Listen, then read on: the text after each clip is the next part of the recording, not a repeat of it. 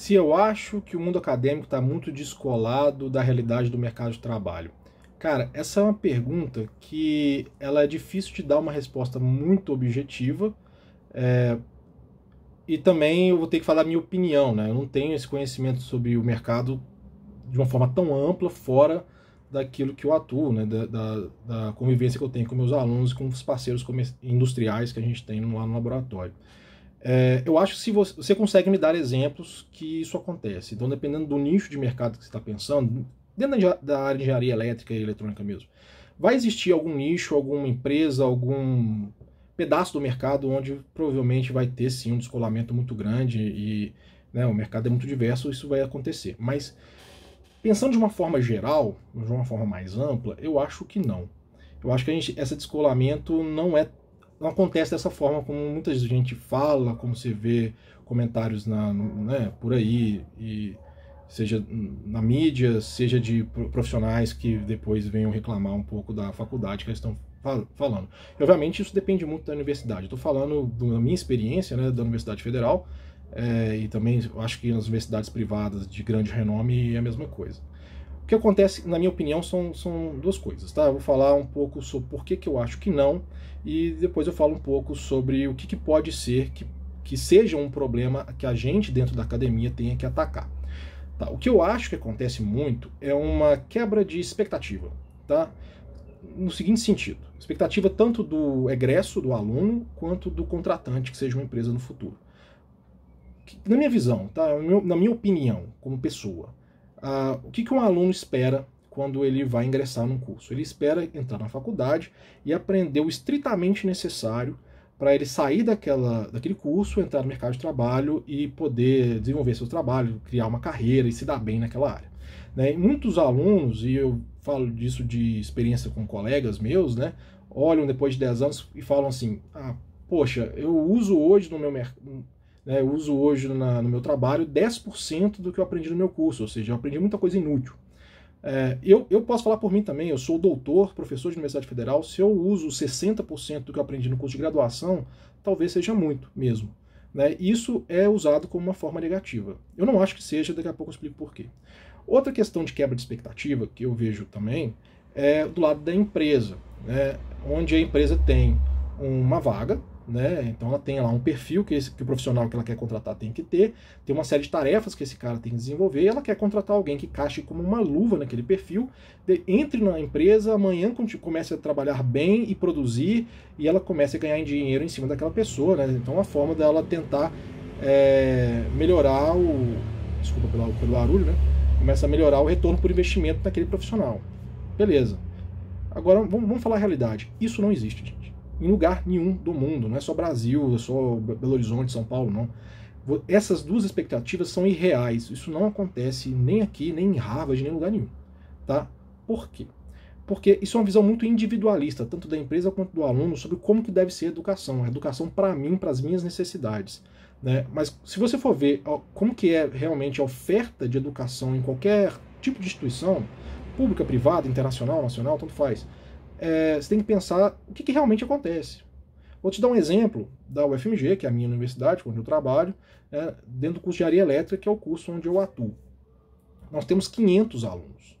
E dentro desses alunos, né, a UFMG ela tem um projeto pedagógico que é bem inovador em relação ao país.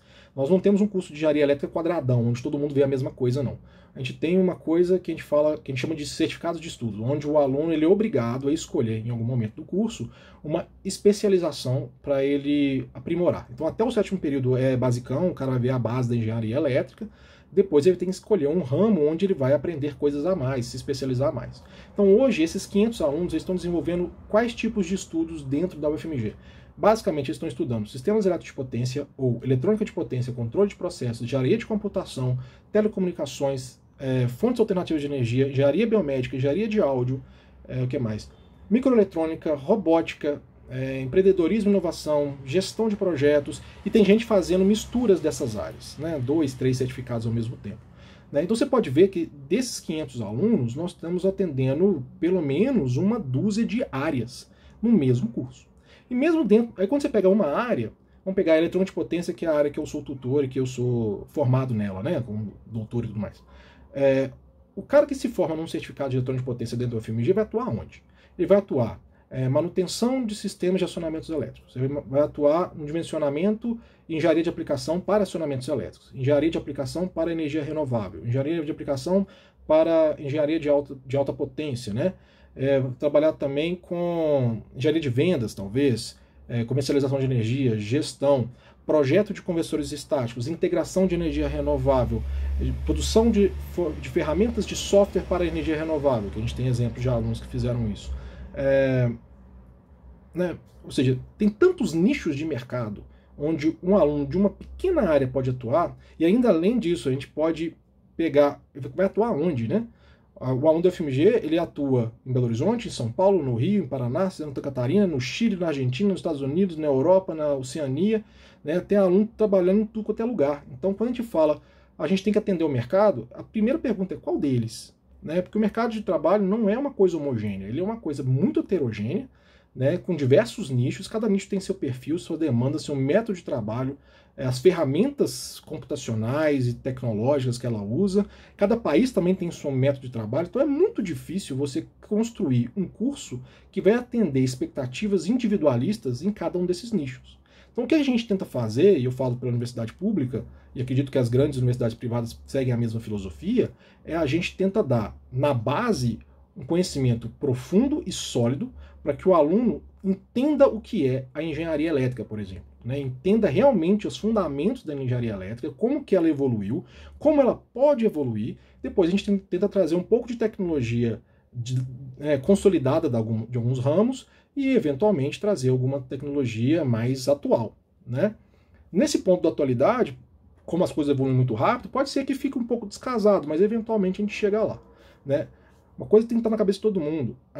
O curso de engenharia, um curso superior, não é um treinamento, não deveria ser um treinamento onde você vai aprender a usar ferramentinhas para você trabalhar num determinado nicho. Não, é uma área onde você... É um curso, né, melhor dizendo, onde você vai aprender a filosofia por trás de uma determinada área do conhecimento e aprender como empregar aquilo. Né? Uma coisa que aí sim tem que começar a desmistificar na cabeça principalmente dos alunos é que um curso de engenharia por si só não vai te transformar num profissional. Ser profissional não é só você ter conhecimento técnico. Né? E não tem como eu emular as etapas para você se profissionalizar dentro de uma universidade. Né? Você vai se profissionalizar como? Trabalhando. E aí, para isso, o que a universidade pode te oferecer como treinamento são os estágios. Né? O estágio é uma complementação acadêmica onde você vai para a indústria começar a viver a indústria. Né? E aí, isso é muito importante. Mas você vai se tornar um profissional mesmo quando você começar a trabalhar e você começar a aplicar os conhecimentos que você teve no seu curso superior num determinado nicho de indústria, construir know-how, aprender as ferramentas específicas daquele nicho, usar metodologias de trabalho específico daquele nicho, e assim você vai se profissionalizando. Né? E aí eu acho, nesse sentido, que talvez as pessoas acham que tem esse descolamento da realidade, porque o aluno precisa entrar nesse nicho e ter esse learning curve de aprender a trabalhar naquele nicho. Quais são as ferramentas, quais são as metodologias, qual é a filosofia, qual é a missão daquela empresa específica. E isso é necessário. Você não vai sair da faculdade com aquele conhecimento pronto. Isso não vai acontecer. Né? E aí, mas você medir que a universidade não está casada com as necessidades do mercado dessa forma é um pouco injusto, porque isso é a realidade de qualquer lugar do mundo. Como que eu, humildemente, meço se o nosso trabalho na universidade está bom ou não? Eu tento ver num horizonte. Né? Então você pega aí 5, 10 anos, onde estão os nossos alunos? Porque se a gente estiver fazendo um trabalho muito mal feito, esses alunos não vão estar no mercado mais, ou eles vão estar em posições desprestigiadas dentro daquele mercado. Mas não é isso que eu enxergo. Né? Olhando para o FMG de novo, né? Os meus alunos e os meus colegas, porque eu tenho 12 anos, 13 anos de formado, então hoje já estou nesse horizonte com os meus amigos. Né? Eu vejo o seguinte, você pega a grande maioria dos alunos, eles estão em posições de liderança no mercado. Eles são diretores, donos de empresa, ou são da área técnica, mas numa posição sênior, ou seja, eles estão tomando decisões para onde o mercado vai. Né? E se você pensa, olha, os alunos em grande volume de uma universidade estão tomando posições de liderança no mercado brasileiro e até entrando também nessas posições de liderança no mercado mundial, não dá para falar que a gente está descolado da realidade, né? Entregando o que o mercado está precisando. Né? talvez não o que ele quer neste momento, né? E aí, obviamente, vai ter um descasamento de atualidade, porque o mercado muda, as demandas mudam, às vezes as demandas são muito específicas, a gente não vai conseguir atender na especificidade, mas de uma forma ampla, sim, eu acho que a gente está bem colocado. Né? Agora, não quero ser demorado, qual que é a minha crítica que a gente pode melhorar? Ou seja, coisas que realmente a academia tem mais dificuldade de acompanhar rapidamente, que pode também trazer esse entendimento. Primeiro, uma questão metodológica. A gente, na engenharia especificamente, tem um problema. Por exemplo, eu sou professor, mas eu não sou formado professor. Eu sou engenheiro, formado em engenharia, aprendi muita tecnologia, fiz doutorado em tecnologia e dou aula. Né? Agora, quem me ensinou a dar aula? Ninguém. Eu tive que aprender. Lógico, você tenta estudar um pouco de metodologia, mas dar aula não é uma tentativa e erro, é uma ciência. Existe todo um estudo de como que você vai dar aula, as didáticas, metodologias, que a gente, como engenheiro, não tem acesso assim. A gente não estudou, e a vida profissional depois fica muito difícil de você ver, né, começar do zero essas coisas. A gente aprende muito na tentativa e erro no estudo individual. Então, obviamente, você vai ver as metodologias de ensino que são utilizadas na média na universidade, qualquer delas, tanto na pública quanto na privada, você vai ver algumas metodologias meio antigas, né? Aquela ideia meio grega, né, de que o professor tem que entrar na sala, cuspir conhecimento, os alunos têm que absorver. Isso funciona em algumas disciplinas que são muito conteudistas, que existem essas disciplinas, circuitos elétricos, por exemplo, você tem que aprender mesmo, né, fazer conta e tal. Então você tem, talvez essa metodologia funcione, mas existem outros nichos, outras disciplinas e habilidades onde você pode desenvolver de uma forma mais eficiente. Talvez uma metodologia ativa, numa sala de aula invertida, num estudo baseado em problemas, né, em desenvolvimento de projetos, tentar fazer projetos multidisciplinares, porque hoje a engenharia é muito multidisciplinar. Isso eu acho que talvez sim falte, né, na academia, a gente tenha que tentar incorporar de uma forma mais eficiente, porque isso melhora a qualidade do aluno. E olha que eu não estou falando nada de conteúdo, é só de metodologia mesmo. Né? Uma crítica que eu gostaria de fazer, já que ficou longo mesmo o vídeo, é laboratórios. Eu vejo muita gente em diversas universidades vendo o laboratório das áreas mais avançadas, como eletrônica, sistemas digitais, ainda como um laboratório de experimentação da mesma filosofia que é feita na física. Né, onde você vai ter uma praticazinha, um guia, você vai ter que fazer um monte de atividades, fazer um relatóriozinho. Isso é de uma inutilidade tão grande que para mim não faz o menor sentido. Né, vamos levantar a curva de um diodo, né, levantar a curva, ver lá. Para quê? O livro tem isso, o simulador te mostra isso. Vou montar um amplificador, emissor comum, cara. Que inutilidade, você faz isso no simulador. Né? Na minha visão, o laboratório é o momento que você tem a oportunidade de fazer projeto. Então, eu não gosto da ideia do laboratório junto com a teoria. Tem muita gente que fala, não, mas aí o aluno tem contato físico. Eu acho isso uma bobeira enorme, porque vai ser difícil do mesmo jeito o aluno ver teoria com ou sem laboratório, e você nega o aluno de fazer coisas mais interessantes, porque quando você faz junto, você fica limitado do que você pode fazer no laboratório, porque o aluno está vendo um conteúdo agora, ele não viu o futuro para poder aplicar. E aí a engenharia não é tão bloquinho assim, você tem que, às vezes, juntar um monte de coisa ao mesmo tempo. Eu gosto de laboratórios em semestres posteriores à teoria, onde o aluno já tem aquilo tudo flutuando na cabeça dele, pode até não estar consolidado, mas aí depois ele pode fazer um projeto e realmente aprender a aplicar, por exemplo, no meu caso, eletrônica, fazer um projeto onde vai ter que ler datasheet, saber especificar componente, ter uma noção de budget, né? Tentar trazer um pouco mais da realidade das etapas de desenvolvimento que existe no mundo inteiro, para a sala de aula. Eu acho isso mais legal e eu vejo isso como uma deficiência da metodologia de ensino de várias universidades. Outra coisa é, às vezes, não enxergar bem algumas atividades como coisas para formar melhor o aluno até para o mercado. Por exemplo, eu vejo muita gente enxergando a atividade estágio como uma atividade que o aluno vai lá, vai ganhar um dinheirinho. Não é isso. O estágio é uma atividade complementar. Ela tem que ser pensada do ponto de vista do curso como uma atividade complementar. É uma aula onde o aluno vai aprender o quê? Vivência profissional. Né? O cara vai entrar na indústria, ver o dia a dia da indústria, ver o dia a dia do mercado, aprender aquilo que a gente não consegue emular de uma forma eficiente na universidade. Então, às vezes, você tentar encurtar o tempo de estágio é bobeira. Eu acho que você tem que aumentar o máximo de estágio possível, o máximo de vivência profissional é melhor, porque aí é uma complementação do que a gente faz. A gente dá conhecimento técnico, teoria, tecnologia, tenta dar aquele conhecimento profundo para o cara conseguir viver, né? Mas aí o dia a dia da indústria o cara vai ver lá no estágio. E o outro é o TCC. O TCC não é o objetivo de fazer metodologia de pesquisa, não é isso, gente. O TCC é você pegar um problema e aplicar o que você aprendeu. né? Se vai ser uma pesquisa, um estudo de caso, uma coisa vinda da indústria, uma coisa proposta por um laboratório de pesquisa, um estágio em pesquisa, tanto faz. O importante é você pegar um problema e o aluno, by himself, aplicar o que ele aprendeu num curso e resolver o problema. Não importa se é inovador, se alguém já fez, não importa. É para o aluno, não é para você produzir um texto para o mundo. Né? O aluno é um pesquisador. Então ele não tem que fazer nada novo, ele tem que aprender. Né? Eu acho que isso é interessante. Então é isso, gente. Outra coisa importante.